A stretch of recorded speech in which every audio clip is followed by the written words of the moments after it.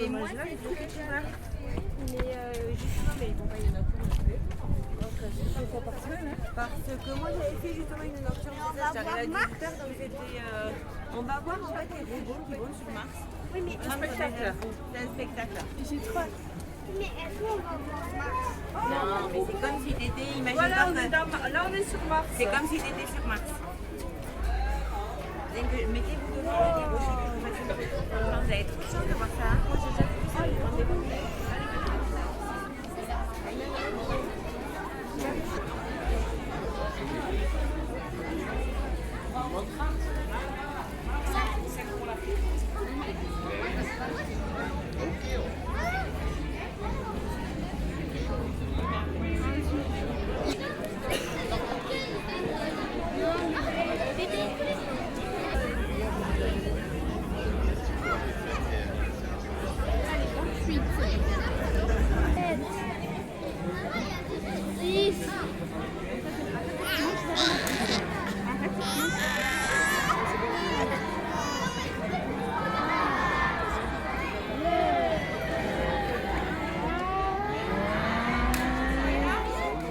Et bonjour à tous.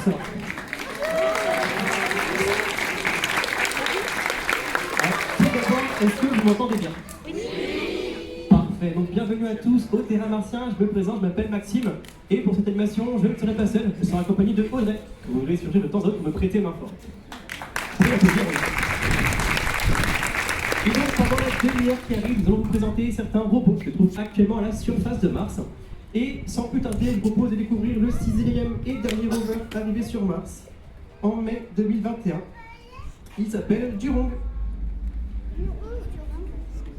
Durong est un rover de nationalité chinoise, puisque dans la mythologie chinoise, Durong c'est le dieu du feu.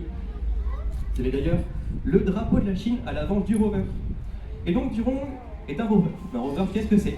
C'est un robot qui va pouvoir se déplacer en roulant à la surface d'une planète pour pouvoir l'explorer. Et Durong, lui, grâce à ses 6 roues motrices, il peut se déplacer à la vitesse hallucinante de 3 mètres par minute. La maquette que vous avez devant vous est donc beaucoup plus rapide que l'original. Durong, lui, pèse 240 kg. Il va pouvoir donc se déplacer à la surface de Mars. Pour ça, il va pouvoir, comme on vient de le voir, avancer et ne veut pas s'arrêter. Alors, on va régler le problème.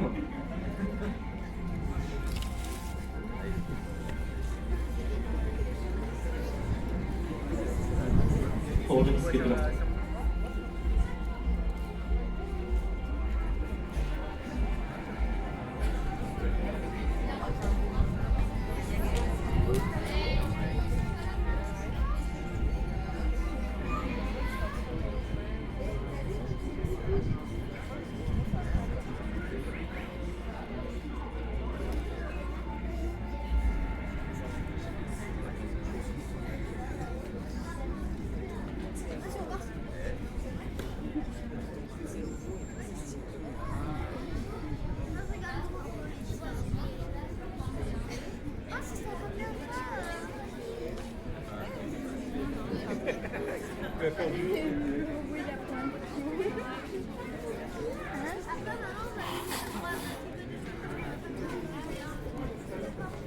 Le problème, je vais pouvoir continuer l'explication. Bon, encore désolé, hein, ça arrive quelques fois malheureusement.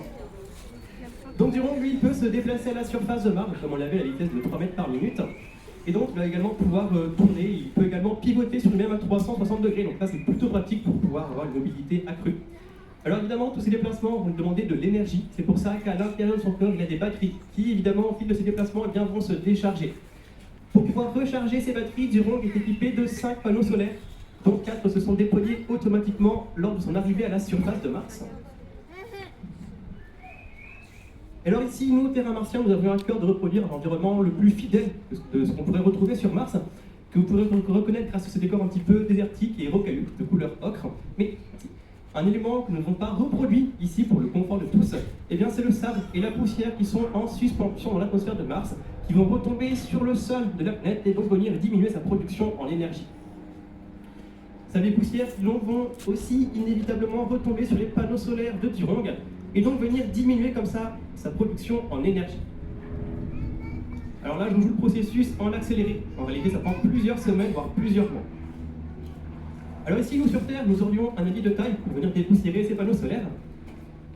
Cet allié, qu'est-ce que c'est? Le vent, effectivement, mais est-ce qu'il y a du vent sur Mars? Non. Non? Vous y êtes déjà allé? Pour ça, je vous propose... C'est bon.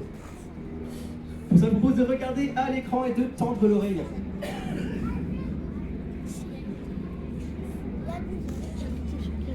C'est pas du vent, c'est des tornades. Et donc, effectivement, il y a bien du vent sur Mars. D'ailleurs, ce que vous avez pu entendre, c'est un vent martien enregistré à la vitesse de 20 km/h. À savoir que les rafales les plus rapides sur Mars ont été flashées allant jusqu'à 110 km/h. Alors 110 km/h sur Terre, c'est une véritable tempête qui pourrait déraciner des arbres. Mais sur Mars, qu'est-ce que ça donne?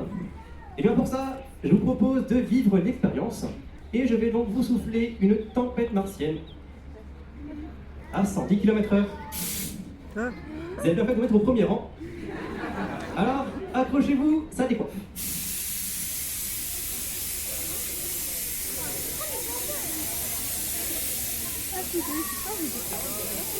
Voilà. Pour l'instant, c'est plutôt bon signe, je ne vois personne qui s'envole, seulement quelques cheveux qui se soulèvent. Il fait même un peu chaud, donc c'est plutôt agréable.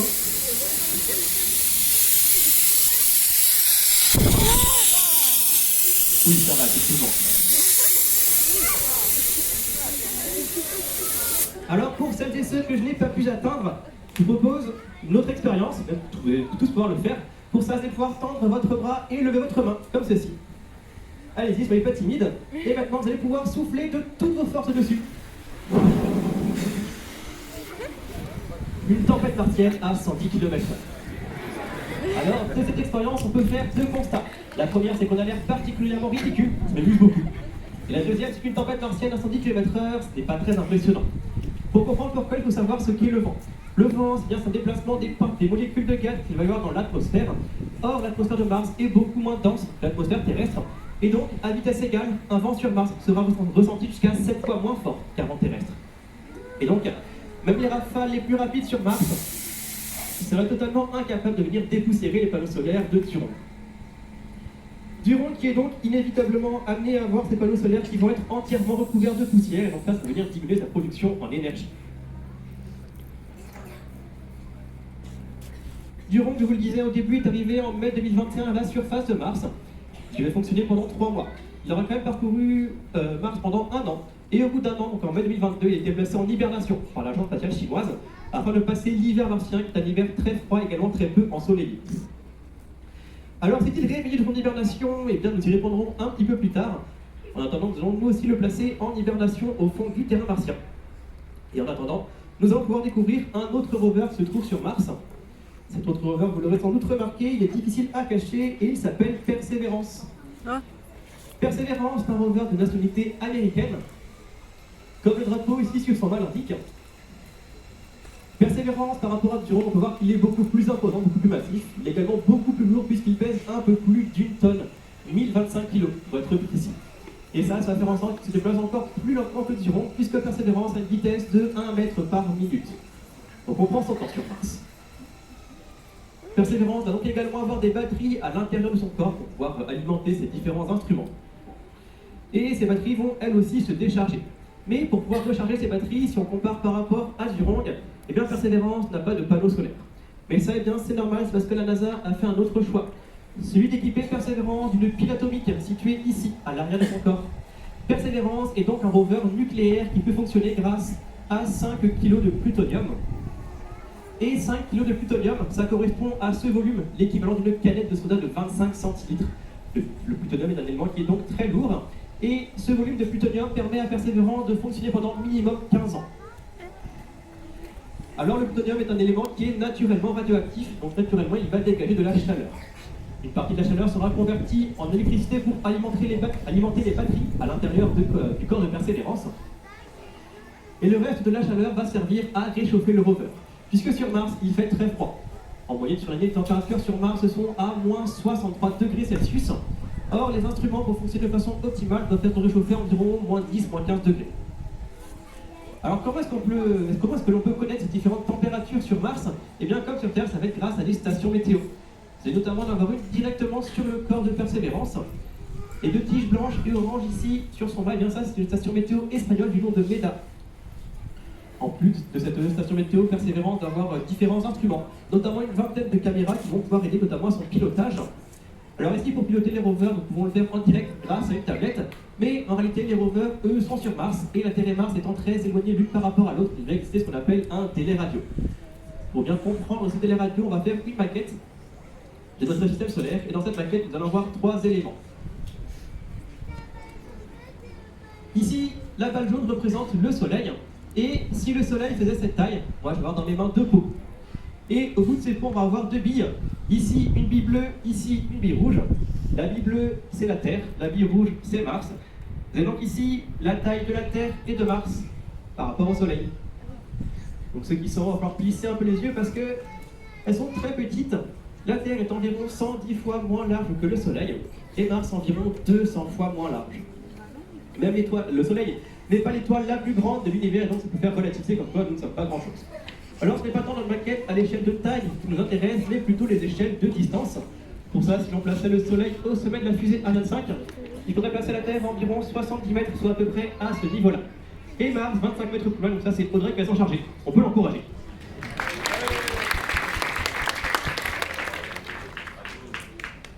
Maintenant, il va nous manquer un élément, c'est le message radio qui à partir de la Terre pour aller vers Mars, qui va contenir les informations pour le pilotage de Persévérance. Et ces ondes radio voyagent à la vitesse de la lumière, 300 000 km par seconde, c'est la vitesse la plus rapide de l'univers. Sur Terre, c'est quasiment instantané. Et donc maintenant, eh bien, sous vos yeux CPI, je vais à mon tour représenter un message radio. Et je vais me déplacer à la vitesse de la lumière pour aller de la Terre vers Mars. Ça va aller très vite, est-ce que vous êtes prêts? Vous n'êtes pas prêts? Est-ce que vous êtes prêts? Oui. Alors attention, c'est parti.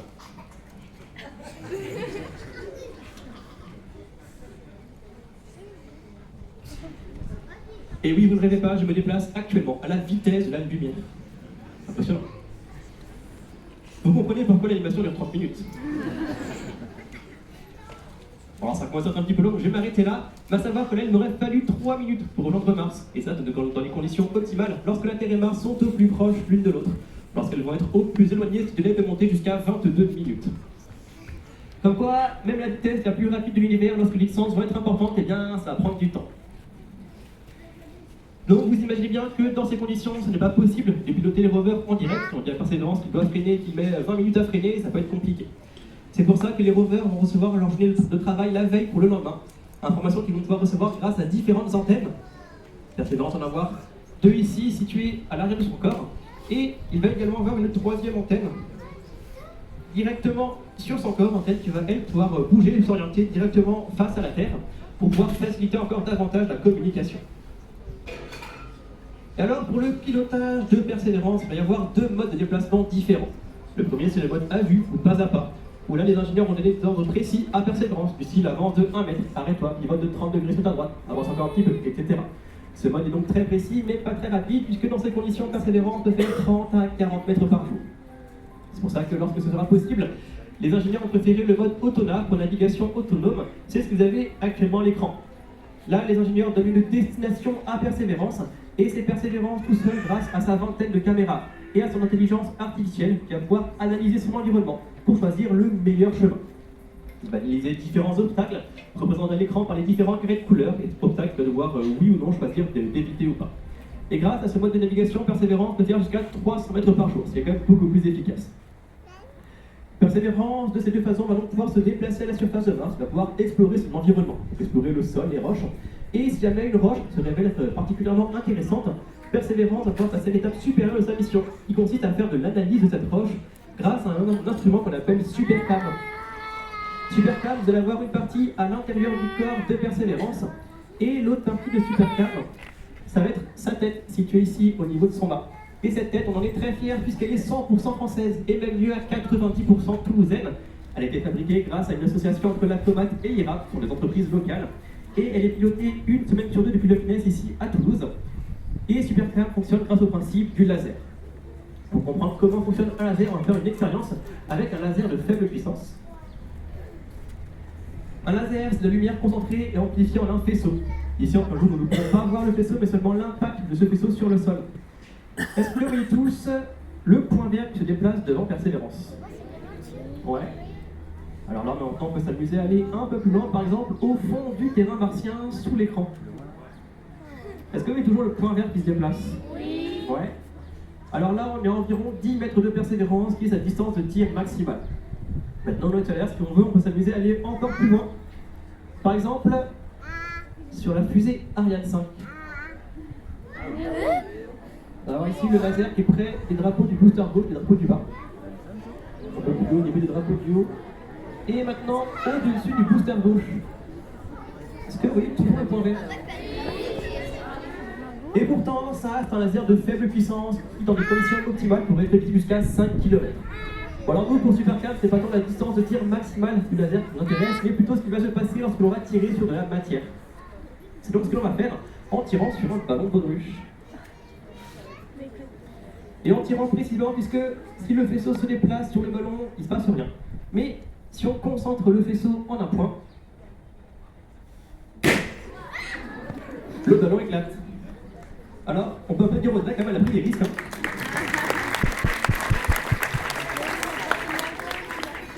Alors ici, ce qui s'est passé, c'est que le faisceau qu'on a concentré en un point aura fait chauffer la membrane qui aura fondu et donc le ballon aura éclaté. Avec Supercam, il se passe la même chose, à la petite différence près que le laser est 10 millions de fois plus puissant et qu'il ne va pas effectuer un tir continu mais des tirs successifs en rafale sur la roche. C'est ce que vous entendez. Ce que vous entendez, ce sont l'impact des tirs successifs sur la roche qui va venir la faire chauffer jusqu'à environ 10 000 degrés, ce qui est plus chaud que la surface du soleil. Pas mal, non? C'est français. Et donc la roche, à cette température, se transforme en un plasma, une sorte de gaz chaud qui va mettre de la lumière. Lumière qui pourra ensuite être récupérée grâce au télescope, situé au niveau de l'œil de Supercam. Lumière qui sera ensuite décomposée et analysée à l'intérieur du corps de persévérance grâce à un spectromètre. De cette façon, ça va permettre de déterminer avec une très grande précision la composition chimique de la roche. Et alors, si jamais la composition chimique de la roche se révèle être intéressante, eh bien Persévérance va pouvoir passer à l'étape encore supérieure de sa mission, qui consiste à faire un prélèvement de cette roche. Et ça, il peut le faire grâce à son bras robotisé, le bras qui est actuellement en train de se déployer devant vous. Et le bras de Persévérance ressemble un petit peu à un bras humain. Il va avoir 3 articulations. Une épaule, un coude et un poignet. Et au sommet, une tourelle équipée de 5 instruments, un peu comme les 5 doigts de la main. Le bras, une fois déployé, fait 2 mètres de long et pèse 112 kg. Ça reviendrait sur Terre à porter une machine à laver, à bout de bras. Persévérance, une chose qui peut déjà, c'est un robot. Et en plus, la gravité sur Mars étant 3 fois plus faible que sur Terre, les objets sont 3 fois plus légers. Parmi les instruments de la tourelle, vous avez ici en train de se déployer de tourner une foreuse. Foreuse qui va donc pouvoir faire des prélèvements de roches sur Mars. Savoir que les prélèvements durent environ 30 minutes afin de préserver l'intégrité de la roche. Et ce que l'on cherche dans ces échantillons de roches, eh bien, c'est des traces de vie passées sur Mars. Puisqu'en effet, grâce aux missions précédentes, on sait qu'il y a environ 4 milliards d'années, il y a eu de l'eau liquide à la surface de Mars. Et donc, qui dit eau liquide dit potentiellement développement de la vie. Et pour ça, Persévérance n'a donc pas été envoyé n'importe où. Il a été envoyé dans le cratère G0, qui est un ancien lac météoritique aujourd'hui asséché. Lac qui est alimenté par des rivières au niveau de deltas. Et dans ces deltas, énormément de sédiments s'y seront déposés. Et ces sédiments sont favorables à la fossilisation. Persévérance cherche donc des traces de fossiles passés sur Mars. Alors il ne faut pas même imaginer des os de mammouth ou de dinosaures martiens, mais plutôt quelque chose de microscopique, sous la forme de fines ondulations dans la roche, preuve que d'anciennes colonies de bactéries auraient un jour vécu à la surface de Mars. Alors, les échantillons de roche sont stockés dans des tubes en titane qui ressemblent à celui-ci et qui peuvent contenir jusqu'à 15 grammes de roche. Les échantillons sont ensuite stockés à l'intérieur du corps de Persévérance en passant par cet endroit ici qu'on appelle le carrousel. Et donc l'objectif est de déceler le vivant du non-vivant à l'intérieur de cette roche. Malheureusement pour ça, Persévérance n'a pas les équipements appropriés. Et donc il faudrait ramener ces échantillons sur Terre afin qu'ils puissent être analysés. Et ça, bien, c'est ce qui est prévu avec la mission Mars Sample Return, prévue pour l'instant en 2039. Mission qui aura pour objectif d'envoyer une sonde sur Mars, une sonde qui viendra récupérer les échantillons qui sont à l'intérieur du corps de Persévérance pour les ramener sur Terre afin qu'ils soient analysés. Mais bon, 2039, c'est pas pour tout de suite. Et donc d'ici là, on pourra avoir plusieurs problèmes. On pourrait notamment perdre le contact avec Persévérance. Et donc si c'est ça, impossible de récupérer les échantillons qui sont à l'intérieur de son corps. Mais la NASA a pensé à tout et a prévu un plan B. En effet, en janvier 2023, Persévérance a déposé une dizaine d'échantillons à la surface de Mars. Échantillons qui sont géolocalisés et qui pourront être récupérés si le même Persévérance ne fonctionne plus. Alors, ces échantillons, eh bien, ce n'est pas la première ni la seule chose que Persévérance a déposé à la surface de Mars. Puisqu'en effet, lors de son arrivée en février 2021, il a déposé son compagnon de route et le tout premier hélicoptère martien. Je vous demande d'accueillir Ingenuity.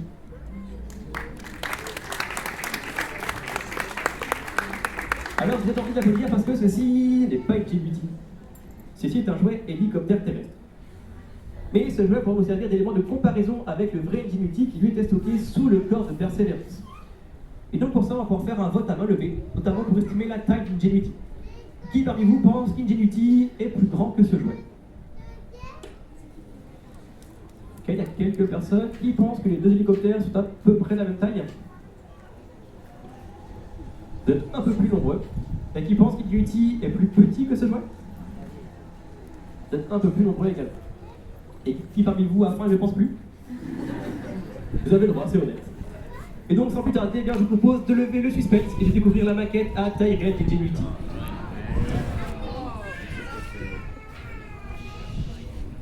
Et donc je suis d'accord avec une majorité d'entre vous qui ont dit que les deux hélicoptères sont de la même taille.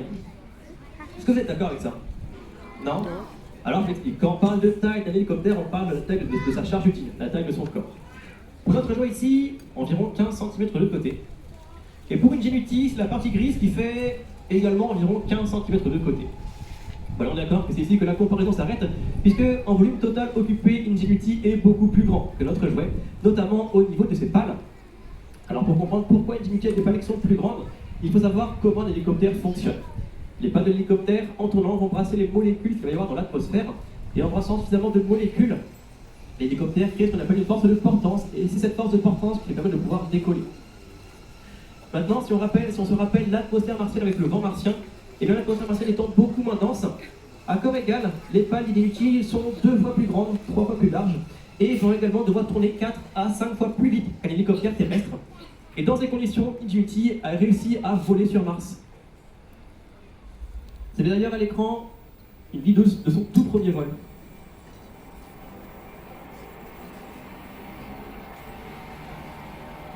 Et ce que vous entendez, c'est ce que vous entendriez si vous étiez à quelques kilomètres d'Ingenuity lorsqu'il volait.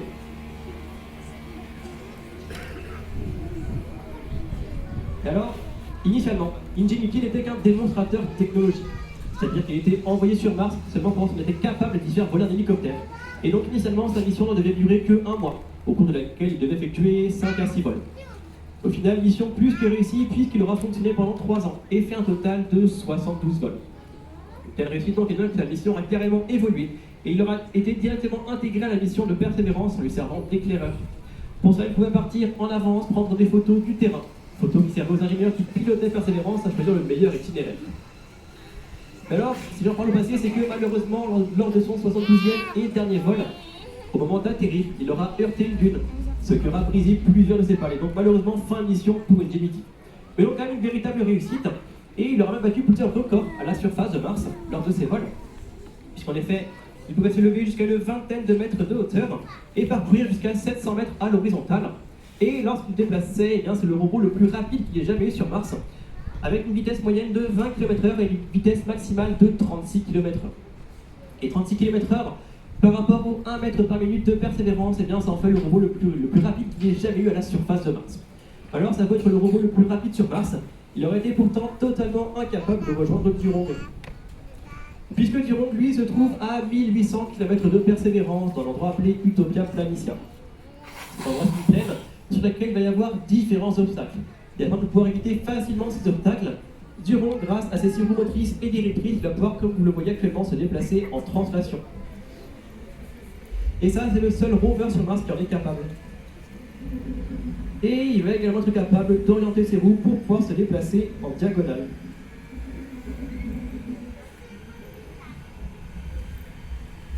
Alors Durongue est lui aussi un rover scientifique qui va avoir une mission et donc différents instruments. Par exemple, vous allez avoir à l'avant ici le cylindre gris et orange, c'est la station météo. À l'arrière, vous avez une antenne de communication. À l'avant ici, un laser géologique pour pouvoir analyser les roches de plus faible puissance que Supercam. Et à l'avant également, les 2 antennes ici et les 2 bonnet dorés. Et bien ça, c'est un radar de profondeur qui a permis à Durongue de sonder le sol martien environ une centaine de mètres sous la surface.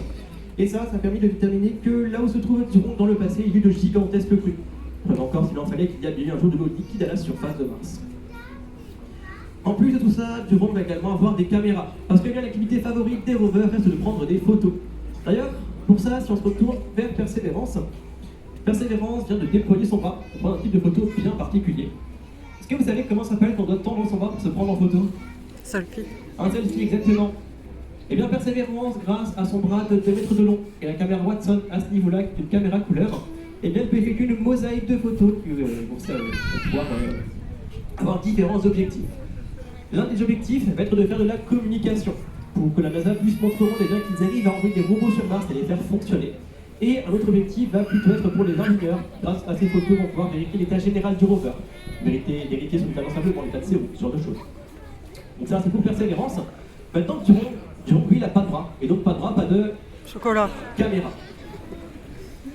Mais les ingénieurs de l'agence spatiale chinoise ont pensé à tout. Et ils ont équipé Durand d'une caméra comme celle-ci de style GoPro, qui est littéralement venue pondre à la surface de Mars. Caméra qui était lestée. Et grâce à une connexion Wi-Fi entre le rover et la caméra, ça a permis de prendre la toute première vidéo sur Mars. Les différentes vidéos que vous avez pu voir jusqu'à présent, il y a seulement un empilement de photos mises les unes à la suite des autres. Et donc vidéo qui aura forcément filmé le rover avec forcément le drapeau de la Chine. Cette vidéo, c'est ce que vous avez actuellement à l'écran. Donc la toute première vidéo martienne. Durand aura donc commencé à se déplacer à la surface de Mars.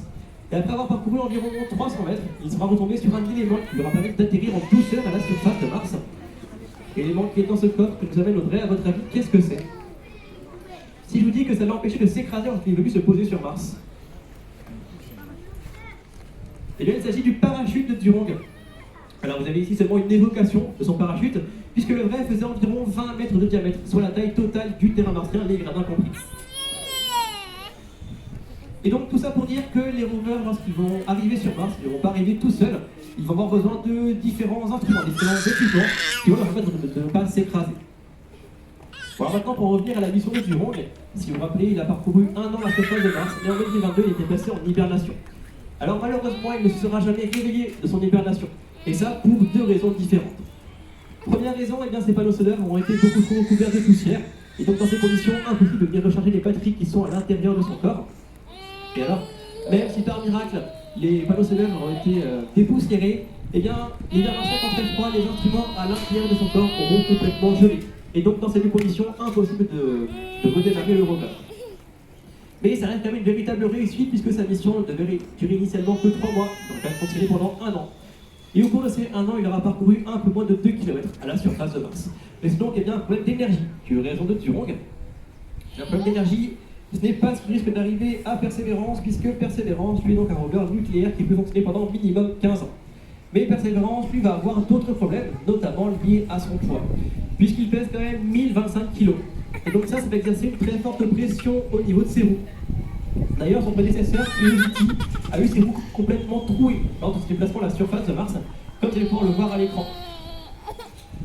Et donc pour ça, les ingénieurs de la NASA ont renforcé les roues de Persévérance, notamment en doublant le nombre de chevrons, qui sont les meilleurs qui sont ici sur les roues. Et donc grâce à ça, eh bien, Persévérance peut franchir des obstacles absolument impressionnants à la surface de Mars, comme ces 2 roches que nous apporte Audrey. Alors à votre avis, est-ce que Persévérance va réussir à franchir ces obstacles? Suspense. Est-ce que la première roue va passer? Ok, la première roue est passée. Est-ce que la deuxième roue va réussir?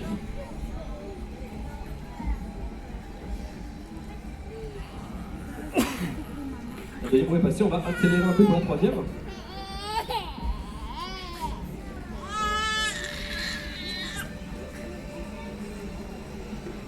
Félicitations à Persévérance que le franchir avec succès.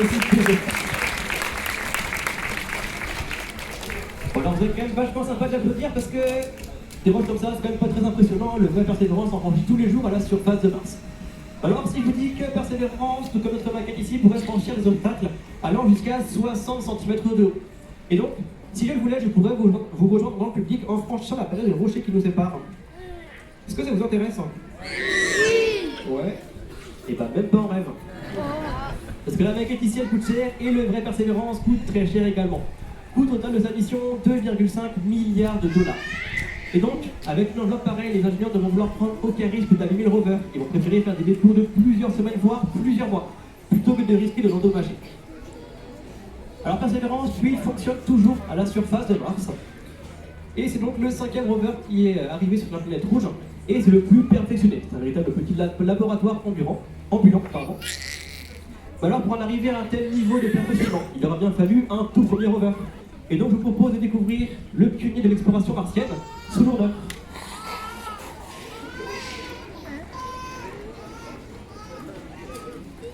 Sojourner est arrivé sur Mars le 4 juillet 1997. 4 juillet, ce n'est pas une date qui a été choisie au hasard puisque c'est la fête de l'indépendance aux États-Unis, donc fête nationale. Perseverance est donc beaucoup plus petit que les autres rovers que vous avez présentés ici au terrain martien, mais on va retrouver quand même certains éléments qu'on va retrouver un peu partout. Vous allez avoir sur le dessus un panneau solaire pour pouvoir recharger les batteries qui sont à l'intérieur de son corps. Vous allez également avoir une antenne pour pouvoir communiquer avec la Terre. À l'avant ici, vous avez l'APXS, qui est l'ancêtre du bras robotisé de Perseverance, qui est un analyseur de roches à rayon X. Et Sojourner, comme les autres rovers, a également 6 roues motrices. Alors pourquoi tous les rovers ont 6 roues motrices et pas 4? Eh bien, imaginez qu'une roue vienne à se casser. Le rover pourrait quand même continuer à se déplacer en traînant la patte malade. Sojourner a fonctionné pendant 3 mois à la surface de Mars, au cours desquels il aura parcouru une centaine de mètres. Et Sojourner est donc arrivé en 1997, et cette année-là, la NASA a révolutionné ce mode de communication grâce à un tout nouvel outil qui faisait ce bruit-là. Est-ce que vous reconnaissez ce bruit? Oui. Alors si vous poussez le téléphone, c'est que vous êtes encore jeune. Parce que ce que vous entendez, c'est le bruit du modèle 56K, l'ancêtre de la box Internet. À l'époque, si vous aviez plusieurs heures devant vous, que personne n'a décroché le téléphone et que vous aviez suffisamment de place sur une disquette, eh bien vous pouviez télécharger des photos prises par Sojourner à la surface de Mars. Tout ça pour dire que la NASA en aura profité pour ouvrir son tout premier site Internet et révolutionner son mode de communication auprès du public. Sojourner a donc permis d'ouvrir la voie à l'exploration martienne. Vous avez également eu en 2004 les jumeaux Spirit et Opportunity. En 2012, Curiosity et en 2021, Perseverance et Durand ainsi qu'Ingenuity. Alors on va arriver à la fin de l'animation et le temps pour moi de remettre certaines choses au clair. Les maquettes que vous avez ici devant vous, eh bien, ce sont bien des maquettes. Les vrais rovers sont sur Mars et vont y rester. Il n'est pas prévu de les ramener sur Terre, ce serait beaucoup trop compliqué. Et également, il n'y a jamais eu d'être humain sur Mars. Et pour savoir si ou non il y a un jour eu de la vie sur Mars, eh bien ça, il va falloir attendre la mission de retour des échantillons de Persévérance. Et en tout cas, sur ces paroles, c'est sur ces paroles que l'animation se termine. Je vous remercie à tous de l'avoir suivi.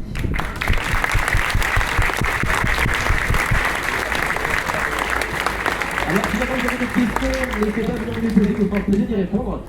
Également, si vous souhaitez prendre des photos, il n'y a pas de problème, il ne faudra juste pas franchir la page de rocher qui nous sépare. La sortie se fera sur votre gauche et je vous souhaite à tous une très bonne journée.